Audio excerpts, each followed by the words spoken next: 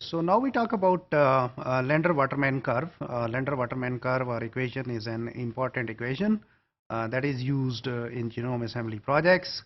It correlates the coverage versus the size of the context. So it's an interesting and important subject to talk about. We'll talk about this topic into these following sections. So what they suggested, Lander and Waterman, was that this distribution or the of these reads, or the number of times a base is sequenced, follows a Poisson distribution. We'll talk about different distributions in our stats review kind of a lecture. They made two key assumptions. Number one was that reads are randomly distributed in the genome, so there is no biasness, so reads they can come from anywhere in the genome. And number two is the ability to detect an overlap between two truly overlapping reads does not vary from clone to clone, so there is no effect of the clones actually on these reads. What the model is about? So model says that if an overlap length was larger than certain cutoff or threshold T, then the reads should be merged into a context. So we keep on merging the reads into the context as per this model, and if their overlaps are greater than some threshold, unless we keep on doing until no more reads are merged.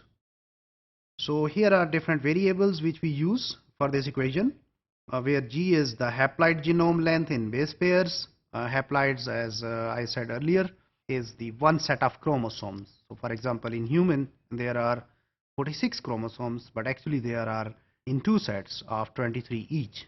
L is in this equation sequence read length, N is the number of reads, and T is the amount of overlap needed for detection in base pair. So that thing is T. Coverage, we have already seen that. So coverage is defined as basically the how many times a base is sequenced. So if we take the whole genome, so it can be given by this equation. So where L is the length of the read, N is the total number of the reads produced, and divided by the genome size, haploid genome size in base pairs.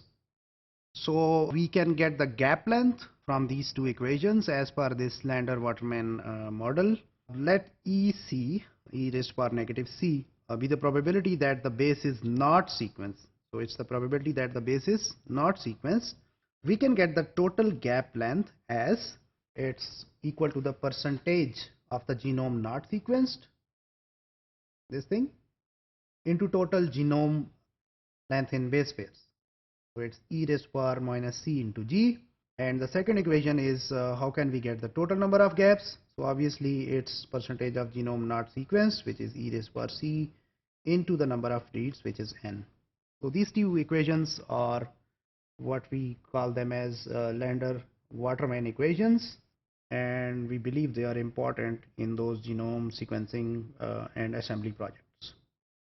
So we can calculate the sequencing reads needed to cover the genome, and then we can also have an estimate of resulting contexts.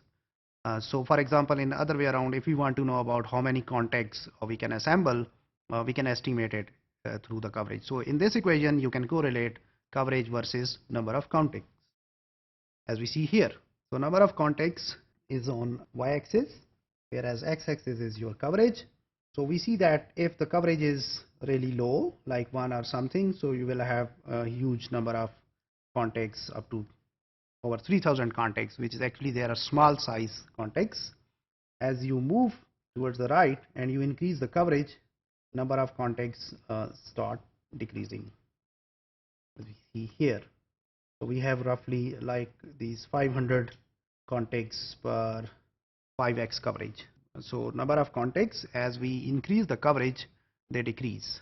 So what we need in our good assembled genome, do we need long contexts or do we need short contexts? So what do you think? So good assemblies are the ones where we have the context size are larger. Obviously the shorter contexts, they are kind of giving you an idea that assemblies might not be as good. So far what we have seen here is that this Lander-Waterman equation is an important equation, and that is important to estimate the coverage versus number of contacts.